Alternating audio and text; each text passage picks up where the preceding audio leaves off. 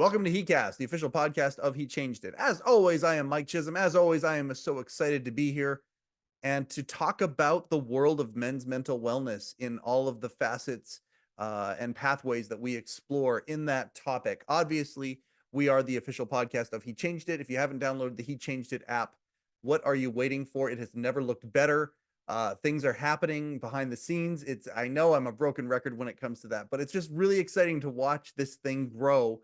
And at the end of the day, He Changed It is the first men's mental wellness platform that has been created. And we're incredibly proud of what's been happening and what is going to happen.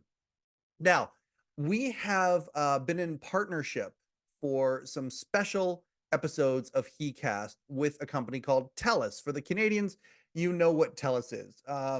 For other people around the world, you might not necessarily know who they are. TELUS is a massive, massive communications company in Canada. Cell phone provider, broadcast television provider, massive internet provider. And we went into and did a very cool program with TELUS.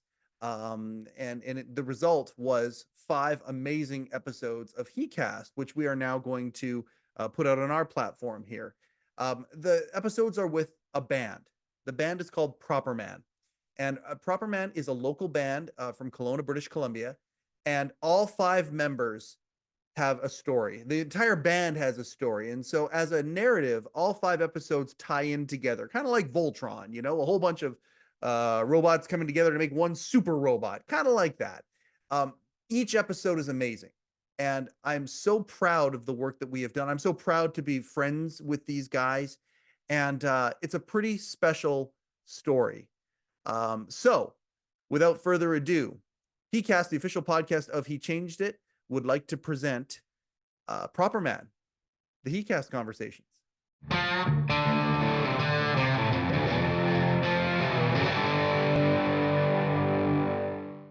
Welcome to heCast, the official podcast of He Changed It. My name is Mike Chisholm, and we are watching the 5-part special, Proper Man, the heCast Conversations, that we shot in conjunction with TELUS Story Hive earlier this year. We're releasing them on our platform now. We get to the guitar player. Who doesn't love a good guitar player? Wow.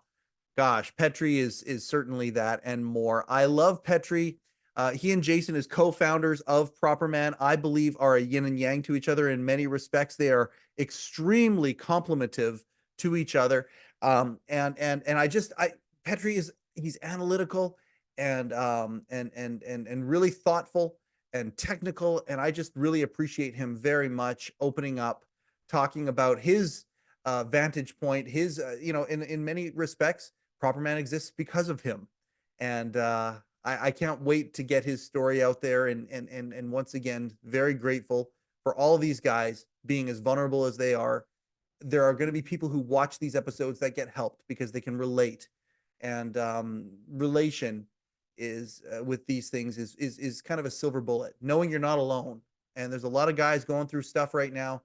Hearing these 5 guys open up about things that they have been through, things that have helped, will help other people. And that is a driving force behind why these guys said yes to this project. Proper Man is incredible. Go check them out as a band. Please enjoy Petri on the heCast Conversations with Proper Man. Petri to me, and to Proper. Well, I started playing hockey with Petri when I was 10 years old. The joke I say on stage is he's a really good person, but he had a really shitty shot. It's like the wounded duck, those hockey players know what I'm talking about. No, I've known Petri a very long time, very smart individual, very even keel. I have issues with sometimes anxiety and stress and all that great stuff. He's very calm and cool, even though he feels it too. So he's always been a very good person in my life to help balance me out. Incredibly good songwriter. He throws, like I say, all these Proper Man songs. Most of them he threw the chords down for. I'd go over top of it and the band would come in later and make it what it is. Without the band, there's nothing. It's just a process. But Petri, because it was his job in the beginning to do this thing, 7 years later, he's putting a suit on every Saturday and getting on stage, and he always says it before we go on. So he's a really interesting guy. He looks at us and goes, we're good looking guys. And he's dead serious. It's definitely a midlife crisis thing. Like, some dudes, they get in the car and they're like, they're the shit. We sit in that little alleyway before we play, and it's like, we think we're playing Madison Square Garden. Everyone's hugging and high-fiving, and every time Petri's like, yeah, we're really good looking guys. And I don't know why he says that, but that's Petri.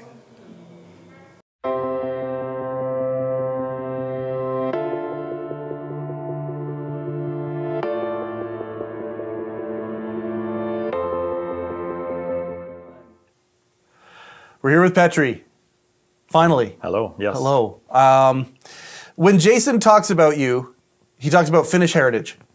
Yes. Esa Tikkanen. He says, hey, he knows Esa Tikkanen. That's the first thing he says that all the time on stage about you. Yeah. Like born in Finland? Born in Sweden. In Sweden. Yeah. And so my parents Finnish. My dad and mom happened to be living in Sweden at the time. My dad was a contract welder, so he was working at a special project, and so I was born there. And so that's, if you know anything about Finland, Swedish kind of dynamics. Mostly the hockey. I'm the black sheep, right? Oh, yeah. Because, I love to bust the Swedes' chops. Makes sense. And, so, and vice versa. So, but it's a friendly kind of, so yeah, born in Sweden, and my parents emigrated to Canada. I grew up in Kitimat, same as Jason. Yeah. How old were you when you moved to Kitimat? Oh, that was in '74. So I would have been a year and a half, and my mom was pregnant with my brother. Yeah. 7 months. Like, I can't believe they let her on the plane, but I think back then it was probably a little more loosey-goosey on on the rules. And, yeah. But I think they told me this story, and I don't know if it's true, but the only reason they were able to get on the plane was because there was a doctor on board. So, wow, intercontinental. I'll have to ask my mom if that really is a true story. Yeah, no kidding. And moving the whole family over with the baby and the baby on the way, baby on the way, and moved into Kitimat, BC in February '74. Yeah. And the snow up there, I think most BC people, who have been up there, or they know the area. It's just incredible the amount of snow they get there, and they didn't see the mountains or sky for what my mom, told me, for days, and they were just, what did we do here? Where do we live? And then I think they, the one day when there was a break in the weather, they looked, and it's just beautiful country up there. I mean, the mountains, it's basically nestled in a valley, and the mountains are just imposing. So, but the very definition of God's country. Yes. Yeah. That would, when the weather's nice, it is God's country.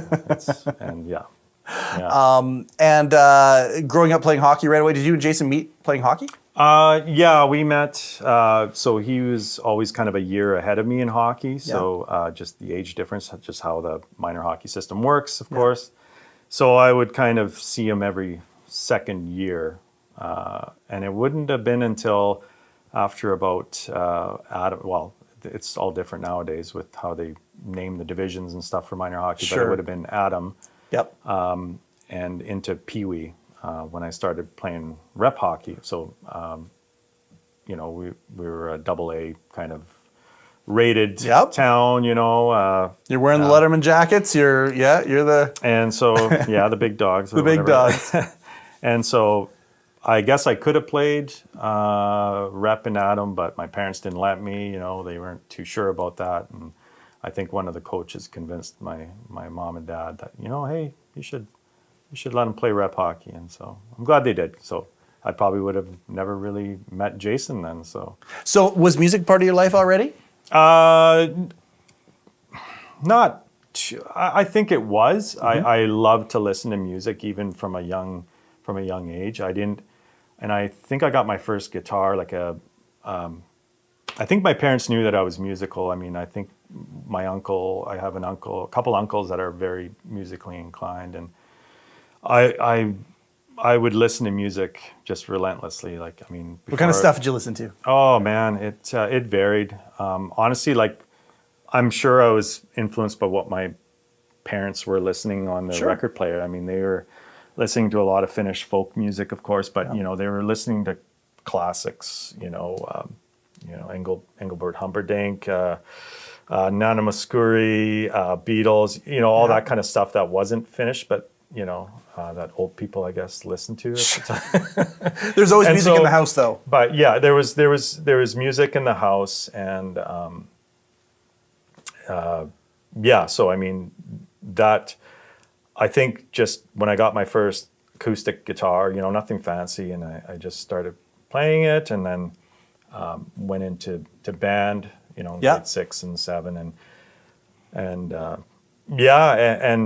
so always wanted to play guitar, so I played trumpet, and then come to grade 8, I didn't want to do band anymore because the band teacher wouldn't let me play guitar. Oh. And to this day, I regret it that I quit band, high school band, at grade 8, because I think I could have not that I'm not happy with where I'm at right now as a musician, but I think it would have given me more tools earlier on, more theory, more structure when your brain is still learning. Absolutely reading sheet music better.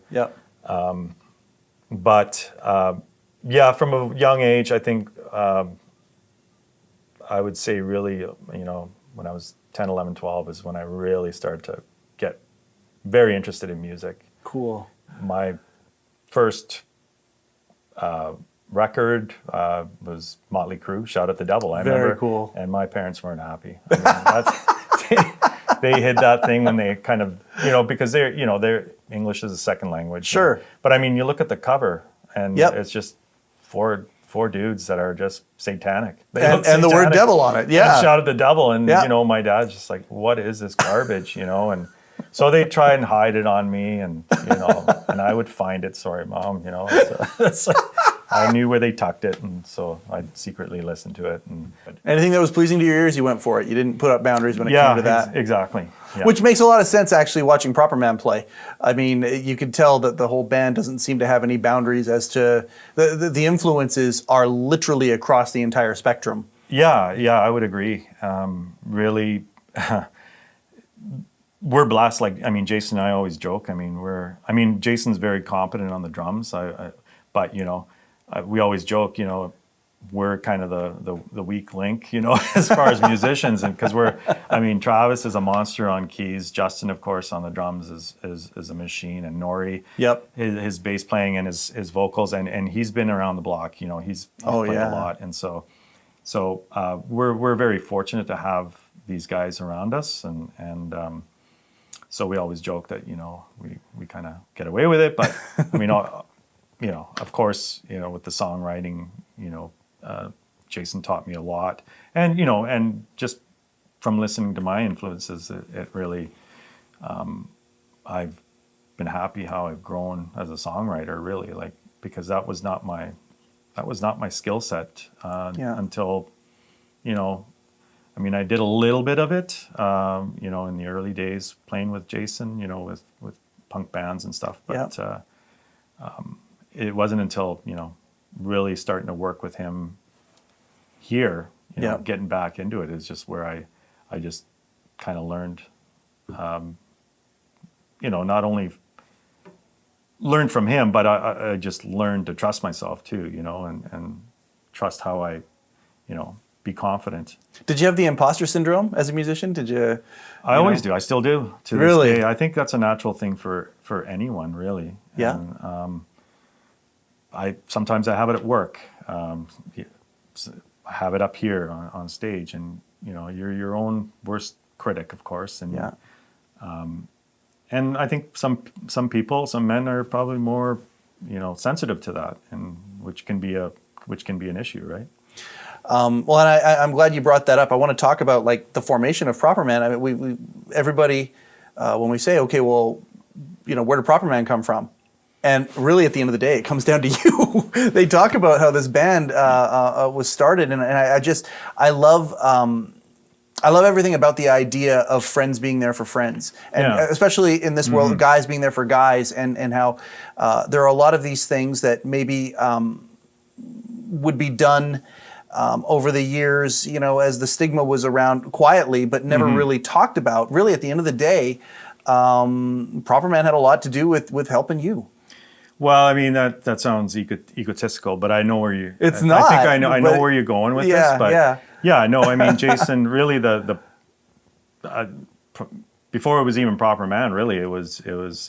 I was going through a tough time and making a move, just going through a separation and going into split family situation and moving to the Okanagan, and really I was able to kind of find a place to kind of start over, so to speak. And it was nice that I was able to reconnect with Jason, because we kept in touch, of course. He's been my close friend for many, many years. So he moved from northern BC down to when we on adventures. Well, we did a few ventures there from Kitimat, into Vancouver and stuff. So it was kind of a reset, so to speak. So really, we had no intention of playing music. I didn't. It just didn't even occur to me. And then I think truthfully, I don't even remember why we decided to just sit down, and I think it was probably a couple too many whiskeys, and and then really it was just let's have a little jam just for old time's sake, and then really, like, right away I think there was something there the first time we kind of sat down. Oh, okay, yeah, I remember. And then I had a laptop with GarageBand on it, which is a recording software, right? So and so he also had it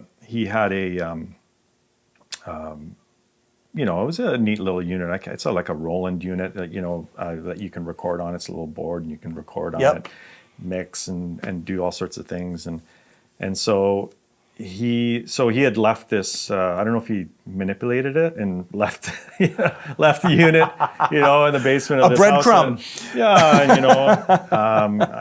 Actually, I don't even know if that's the real story, but sure, I'll stick with it. Anyway, so we had the recording unit in the rental house at the winery house in Peachland. There, it was a beautiful property. So he was kind enough he was doing his winery operations on that property, so the house was vacant. So I stepped in and rented it, and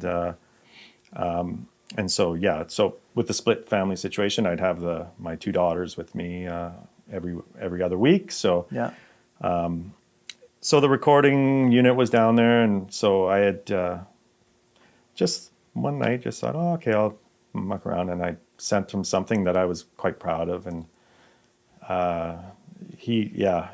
Jason's funny because when he doesn't like something, I know when he doesn't like something. That was a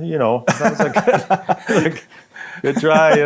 He was very encouraging in the he's rebuttal. a sweetheart, but he knows how to burst your bubble in a kind of a kind way. Yeah. And so we kept working on it, and he'd humor me and put he'd do vocals on it and add some keys and stuff like that, and he's very creative with that kind of stuff and we hadn't, even to that point, we didn't really know what we were doing or what direction and I think he just got I think he just had enough of me sending him garbage. So when I say garbage, it's like it's just not connecting with you don't have either to of us. Disclaim it. I get it. I was proud of some of the stuff, and so it wasn't gelling. though. And then I think he decided, one night let's just get the recording, and you and I will sit. And back in the day in Glasshead, there was the old punk band in Kitimat, where we kind of did quite well with that little pop punk band. I mean, we once CBC Galaxy Award, Rising Star Award, and we toured. We went to Japan, got paid to go to Japan to tour, and so. That's a lot of adventures for an indie band. It is, yeah. I mean, we were big in Japan. That's only in a few cities, but yeah. I mean, talk about an opportunity that you couldn't refuse, right? Yeah. I mean, it was something else, and now I've kind of lost where I was going with this story. So No. It's good because I want to go back to something that you said before we before we continue on, because I mean obviously things did gel and it's grown into a direction where the two of you in that basement could probably never have even fathomed this being where you're at right now. Yeah, and so that's thanks for jogging my memory there. So so basically we when we would kind of write with Glasshead, we'd sit down with Bacardi Lyman and Coke. Yep. That was, I don't know what it was. A little bit of inspiration. I think it was probably because it was cheaper and it had a decent taste. You we were lazy at the time until he became, and him and I became cocktail kind of gurus. Nori thinks he's pretty good with making cocktails. He's getting better. He's getting better. Oh, okay. Well, that's good. We'll tell him that. We'll let him know. No, he's doing. You keep going, buddy. Yeah. And so his idea was, you know what? Let's just, for old time's sake, pour us a couple of Bacardi Lymans and Coke, and have a couple of puffs of something else, you know,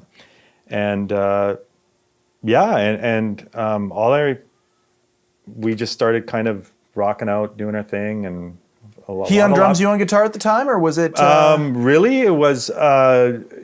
I think at that time, because that machine kind of had a drum machine on it. Yep. So it was more, we'd like pass the guitar to one another. Oh, that's he fun. played guitar and sang with Glasshead, right? So so we were kind of doing that, and I think we did have the electronic drum kit down there for that night for sure. Yep. And then something happened, and we started writing and playing this song, and I think, I can't remember if it was Jason and I, was like, it sounds like a song that a German kid in, Lederhosen would be like dancing to, and we just couldn't stop laughing. And I think, but with that kind of,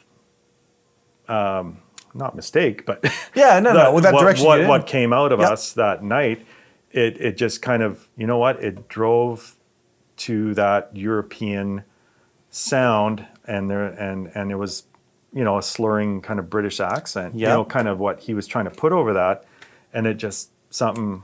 Oh my God, this is what we need to do, and we. It brought joy. It obviously brought joy there.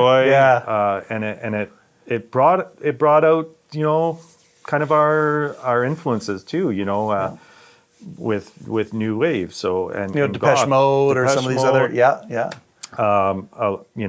The Cure. Yes. Big in, and after the kind of the metalhead kind of phase, like I was talking about, what I was listening to. Yeah, I mean, anything that was good. So that included new wave, secretly, because it was a weird thing back then, and I think it is to this today for kids, teenagers, like you want a certain thing to be your own, and when it gets popular, you gotta not like it, right? Oh, Even man, if it's, and that was new wave for me. It was so popular. Yep. It was on the radio. I loved a lot of the music that was out there for new wave, and I loved a lot of the artists. And it's been a huge influence for me. Guitar players, from Flock of Seagulls. Yep. And, like Morrissey? Are you a Morrissey guy? I respect. I didn't. Yeah. Totally. I mean, but that genre, all those. Yeah, I mean, all that stuff. The Smiths. Yeah. Oh God. Tears for Fears. Yeah.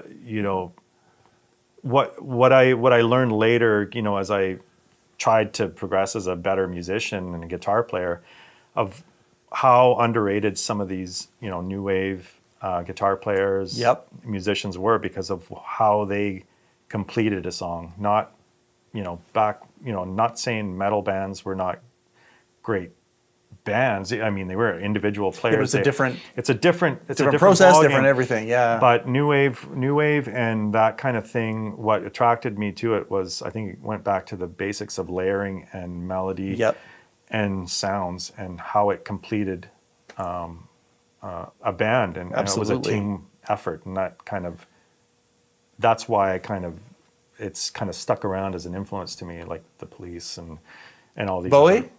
I love Bowie. Yeah. Yeah. But you weren't really supposed to really like him. Yeah, no, I know what you're talking about. Yes, and absolutely. I Almost like a love little his secret. material. Yeah. Yep. Yeah. And it's just, he was incredible. Going to see and- Aerosmith, but I'm listening to Bowie. big influence, and you too. I mean, massive influence for me. Yeah. The Edge, the way he was the epitome of layering and just innovation of what he did for sounds. And and he's he's a competent guitar player. 10 times the guitar player I am, and and how he revolutionized. His guitar that sound parts. and how many, and to this day I'm still, it's like, God damn it, it sounds exactly like the Edge, but so how can I make it sound like my own? So it's incredible what I just thought they were incredibly underrated artists. Maybe at looking back at the time, it's like, so I want to go back to these basement sessions in Proper Man, what would become Proper Man. You talk about some of the things that you were going through. Now, I mean, I know, off camera we've even talked about how much you love your family. Your family's everything. That's but at the same time, there's a lot of guys who watch and listen to this stuff who have gone through their own version of when a family splits up and that kind of thing. And there's kind of 2 or 3 things that we go through. We go through the mechanics of what needs to happen next, adjusting to change, sometimes many times. Then there's the family aspect of what's the dynamic going to look like? How is everybody? Is it combative? Is it how emotional is it and all that? And then many times, lastly, is, well, how am I doing? What am I going through? One of the things that Jason has talked about and whatnot is that friendship is really, really important. And starting a band when guys are going through things that are really, really tough, is one of those things that can sometimes help get people through things. Absolutely. For everybody, because it feels good to help, but it also is necessary to be helped, that kind of a thing. Yeah. As you were going through what you were going through, what are some of the things that, on the third category, the things that you were dealing with at the time when you went through this stuff? I think, you automatically kind of the first things you think about is, how is this going to affect the kids? If there's guilt, there's, what could I have done different, to not go into this situation, so, I mean, it's almost like a grieving process. I mean, like you hit it perfectly. I mean, there's different kind of phases. And you really need to rely on the people that that you care about, and not be afraid to rely on people like that. And so easier said than done. It is. It really is. Like, was that hard for you to even reach out, or did you internalize a lot of this stuff, or did you reach out? I mean, did you know that automatically that you needed somebody to reach out to help? Oh yeah, I mean, like the first people really obviously would be like my mom and stuff like that. So, but of course there's that. Even having, getting the nerve to tell hesitation. her. There's hesitation like, there. Oh my even. God, I've, she's going to be disappointed,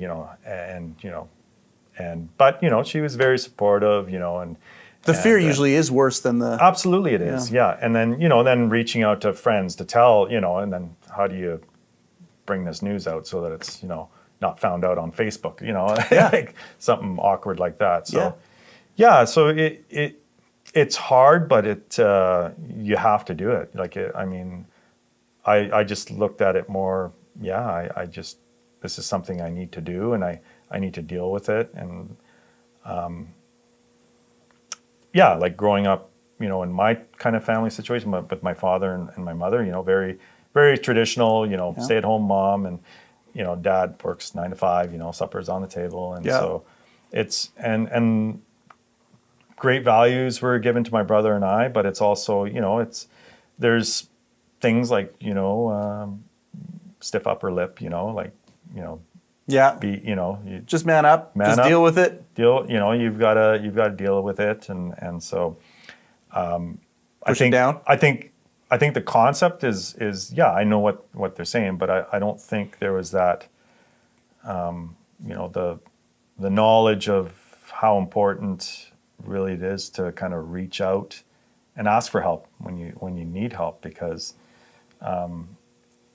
man up could mean so many different things, right? And manning up, in my opinion, would be not afraid to be vulnerable, not afraid to ask for help, and just and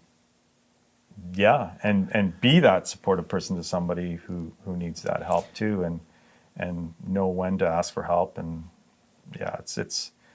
it's a difficult thing, and it's As with we haven't talked about this aspect of He Changed It yet, but that's something that we've talked about. I mean, gosh, it's about the fourth or fifth episode that we've put out. He Changed It. We want to change the world. That's what the team wants to do, and wants to make men's mental wellness something that can be easily brought out into the light, with no stigma and nothing attached to it. One of the things that we as a group want to do is take back the phrase "man up," and literally make it the definition that you just talked about. That manning up is, here's what I'm going through, and here's what we're going to do about it, and having it to be a phrase that includes vulnerability right from the get-go, not the stiff upper lip part, the traditional definition of, or stigmatized version of what man up might be. And it's just so cool to hear you just even organically say that. Clearly that is something that has come to you from learning. Absolutely, yeah. Did you ask Jason for help, or did he see that his friend needed help? We're both kind of the same. We don't, literally, we could sit in his basement bar and not say a single friggin' thing to one another and just be content. We just, but I think we just both knew, because he went through a similar thing many years ago, and so he understood. He understood how hard it is, and how you need to lean on people, and he did lean on people, and I'm glad he did, because it just gets you through the process. I don't want to say easier, but I mean, it just makes it. It's a process, right? So it's not, and it's never going to be a perfect process, but he just knew, and I think music was kind of our out, and then really, and then as the band started to develop, like really, like you said, everyone's got their situation, whether with family life or friends, and we're all blessed and fortunate to be able to do this in a place like this. Have our own jam spot, really. Make music as a hobby and as a passion, and live out our midlife crisis like this. Justin's the young guy, but he's still got a partner. He's still got a family. Absolutely. And so I think the way we approach this band is why it's been successful, is because we do rely and lean on one another and each other's families, and we've made it kind of got my girlfriend, wife, partner, whatever you want to call it, I consider her my wife, but we've got our wives' pictures on the wall here, and how we've built this band is on really family and friends, and making it accessible to myself and my partner Angela, and to our kids, and I think that's why it's been successful, because I think I said it before, it's just been it's a family oriented. I love get-go, that. Yes. Well, and I mean, the cool thing about this is when you guys talk, you guys are a family. You guys are a brotherhood. Yep. But then that brotherhood, your families come first. Absolutely. More than anything. Yeah. And you guys are intrinsically there for each other. If one of you, like we talk about Nori and what he went through with his wife, and how you guys were there for him when that was happening, and how you, and it's almost ironic in a sense that Jason goes through something in his life, sees you going through something in your life. Okay, let's bring music to it. Music can be an outlet for us. It can be a gateway to us expressing our friendship, our past with each other, that kind of a thing. Clearly, though, as Proper Man develops, completely different than the previous band because of these things that you have learned along the way, and taken these lessons and literally instilled them into the thing that you use as this outlet, as this creative outlet, as this. I mean, you have a job that I think is extremely important, and it's one that helps serve the greater community. You work for the environment. Yeah. But at the end of the day, if that is not your passion, if that's not the thing that brings you all that joy, you need to find other things in your life. And I don't want to put words in your mouth. I think every guy out there who's working somewhere that doesn't necessarily fill their cup needs to find something that fills your cup. Yeah. And that's what Proper Man seems to. Again, this thing. It writes itself. The band is titled Proper Man. Yeah. And it seems like what you guys are doing is to help keep you be proper men. Yeah, absolutely, and that's exactly it. And I think that's the title Proper Man really is like, how can we be or help others be the best man that you can be? I mean, and it sounds like a cheesy slogan, but really that's kind of the influences, yeah, like. Do you remember where the name came from? I haven't asked that question yet. Truthfully, I'm sure Jason somehow made it up. Goodness, I wish I remember that one. I'm sorry, but no, don't be, because I'm sure there's a really good story behind that. Yeah, there has to be, but no, really, But it's not just the name of a band. It's an attitude. And really, I think the genesis of it really is from that portrayal of being a gentleman, having,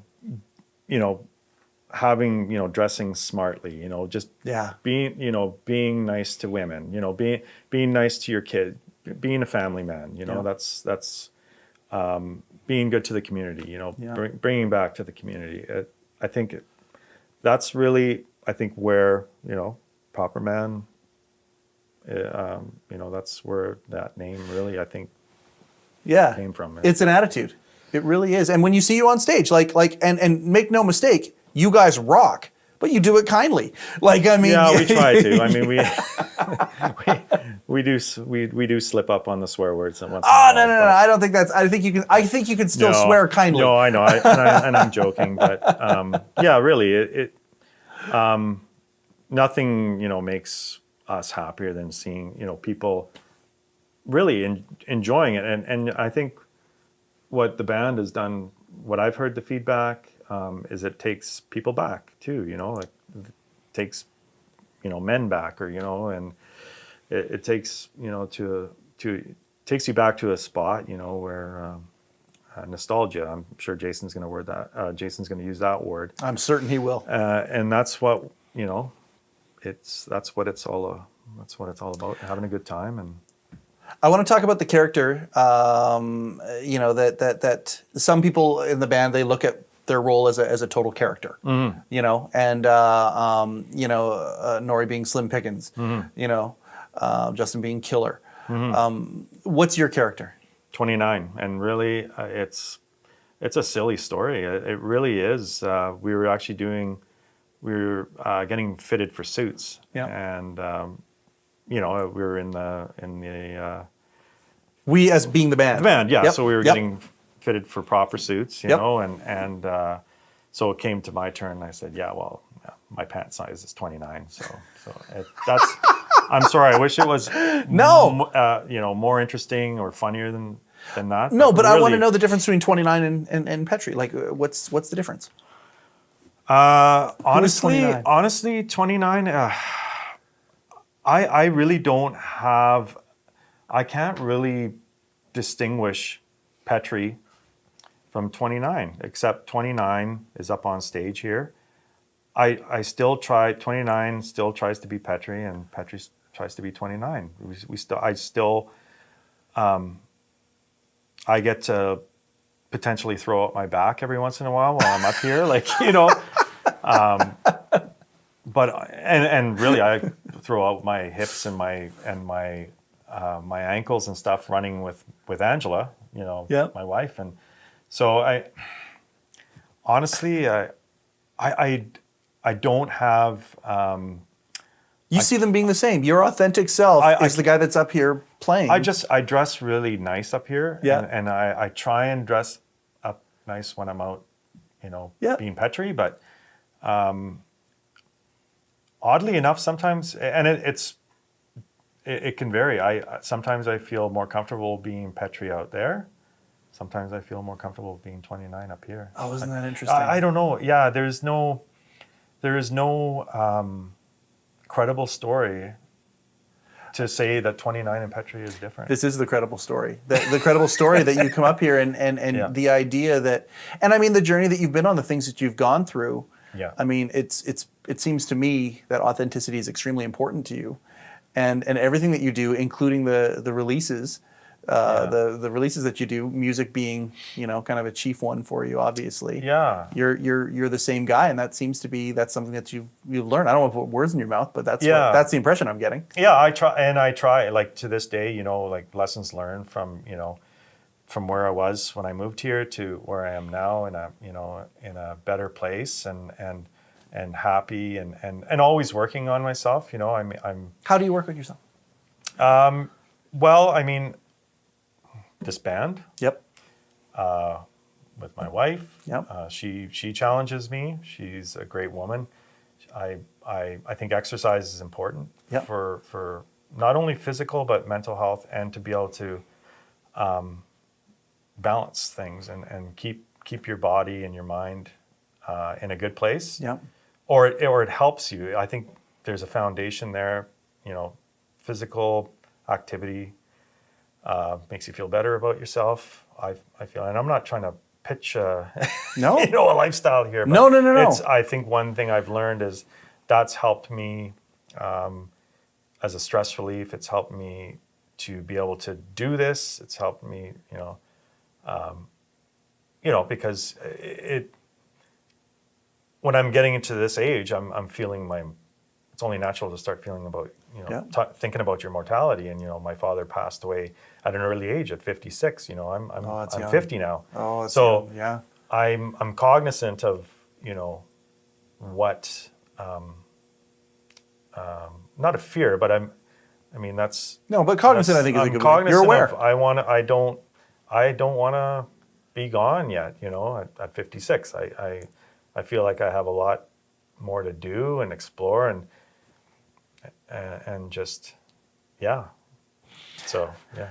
I appreciate that you're able to kind of share some of these lessons. Clearly, again, it's a theme. Yeah, Jason went through lessons, saw you. Your friendship brought you through lessons, brought you to the place that you all are now. You're all taking these lessons and using them and expressing them in such a positive way. What are some of the songs that you guys have written that that are close to your heart that you're really proud of? Oh my goodness! There's so many, Mike. I literally have hundreds of songs that are archived on my MacBook, and and he's probably got hundreds on his rolling Tascam unit that and we still use that to this day. I'll send him something.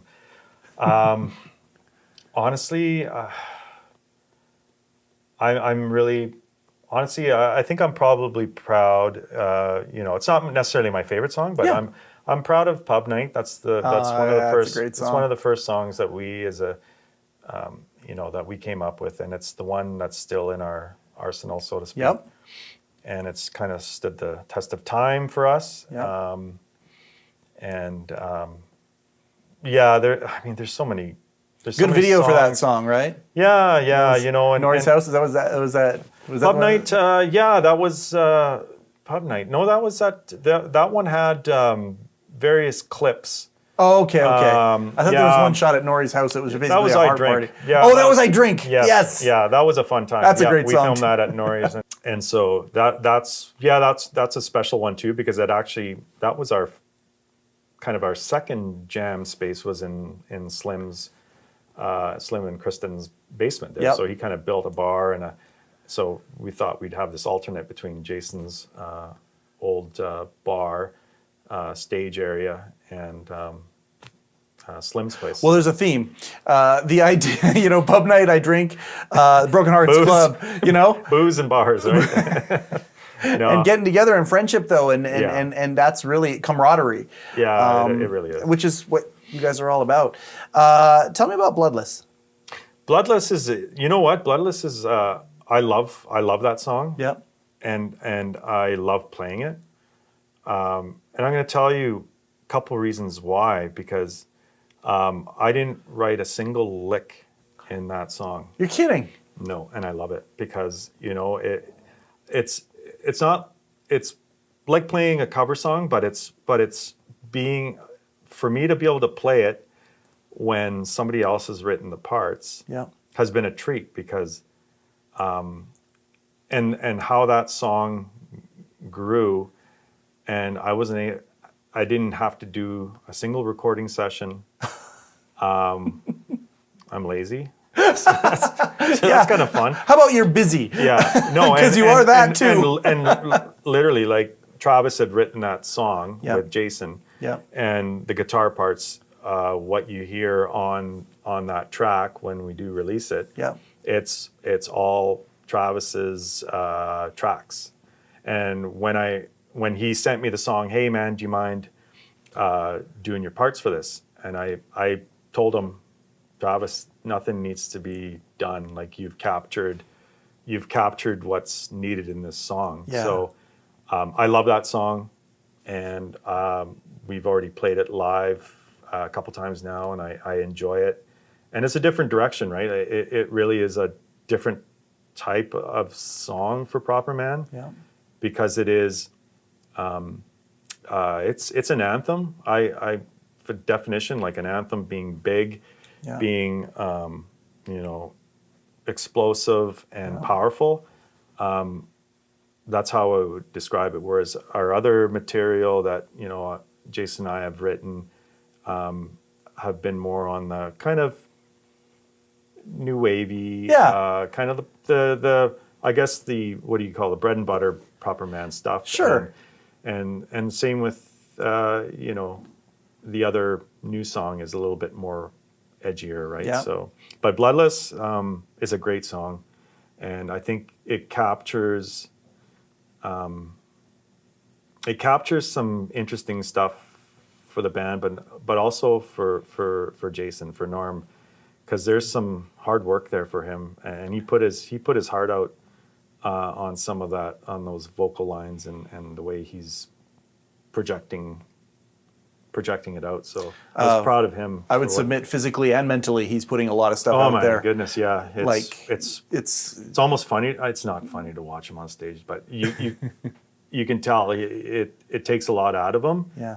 And it's a difficult song to open a set with, and that's what we've decided to do. Yeah. Well, and the So writing. kudos to him. Yeah, absolutely. And the writing of it too. I mean, it's I think to get something like that, it takes a lot to get something like that. Oh, And- absolutely. and- And I think you'll learn from Travis, probably Travis and Jason, more of what went into that and what, you know. yeah. But it just goes to show and prove that this band, this brotherhood, like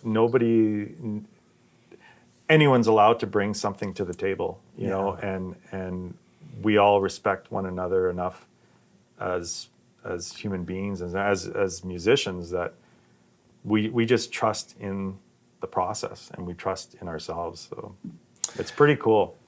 I'm gonna ask one last question. Sure.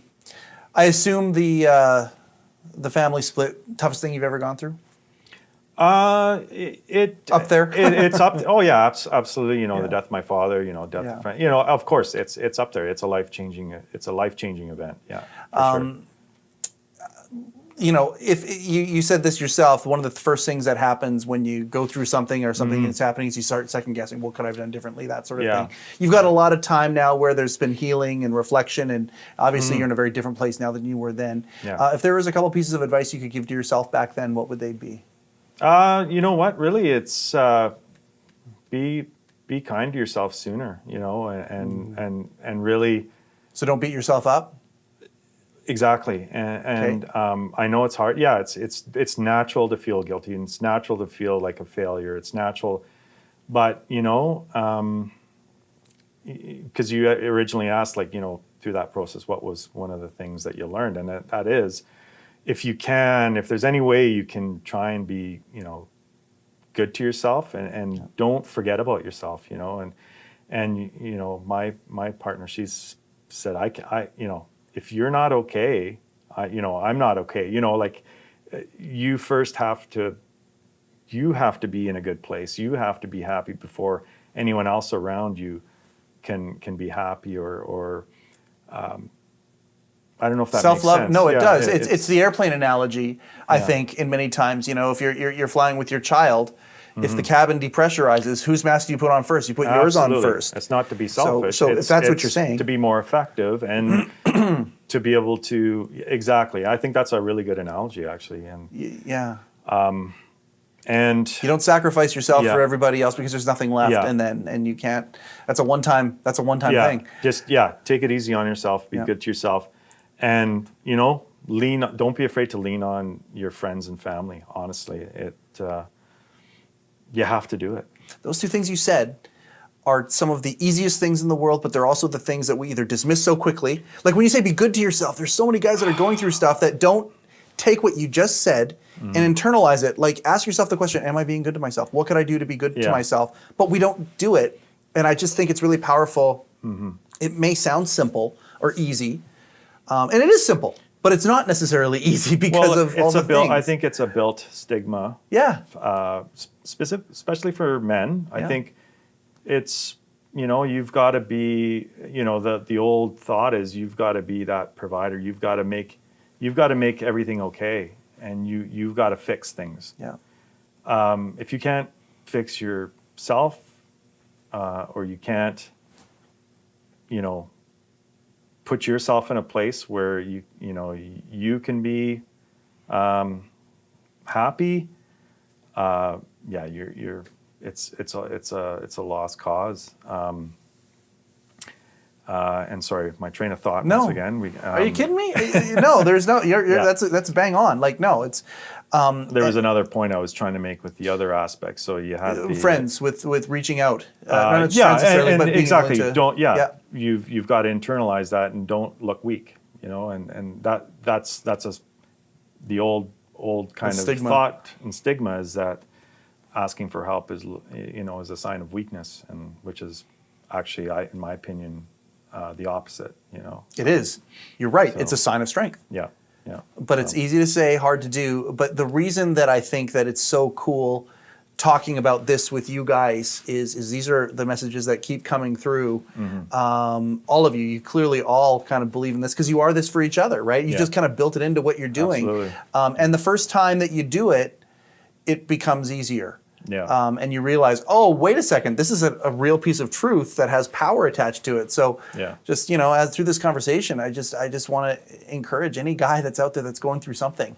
The hardest time to reach out and ask for help is the first time. But once you realize it's an actual pathway to moving forward and to getting out of the situation that you're in, move to that. Make that the first thing that you do. Don't do it when you have to do it, right? Like. Yeah, it seems like a monumental task, but you're right. And the sooner you can do that, the sooner you can be better to yourself. The more easier the rest of the process, or the process will kind of work its way through.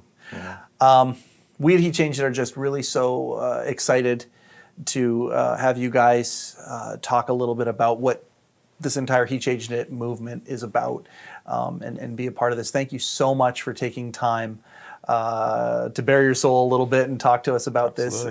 We appreciate it so much. And thank you. And I'm a huge fan of what you're doing. And when we talked earlier on about the concept and HeChange, I was 100% on board and know what you're doing. I hope, and I know it will help men out there and people. So absolutely. Lastly, before we go, what is proper man to you? Oh my goodness! Why would you see? He said there was going to be no off the cuff, on your toes. Yeah, keeping me on my toes. Oh my goodness! What is proper man to me? My goodness.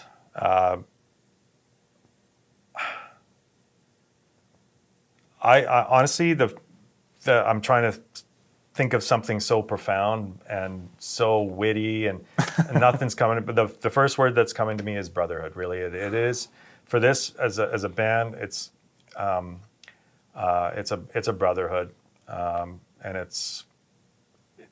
and we've talked ad nauseum about it today, and how we just rely on one another, how we get to do our passion together, get to share our struggles, our triumphs together, get to make people happy together, and we get to do these kind of cool things together, and I think it just, it's cool to be thought of as a unit, and as a proper man concept, because the concept is brotherhood, being good to ourselves, being good to other people, your families, and so. Hey, guess what? You didn't think that you said something profound. Guess what the truth is? That's awesome. Jeez. And it is a brotherhood, and it's so evident. Yeah. Thank you very much for being part of this today. Appreciate it, Mike. And we'll see you on stage. Yeah.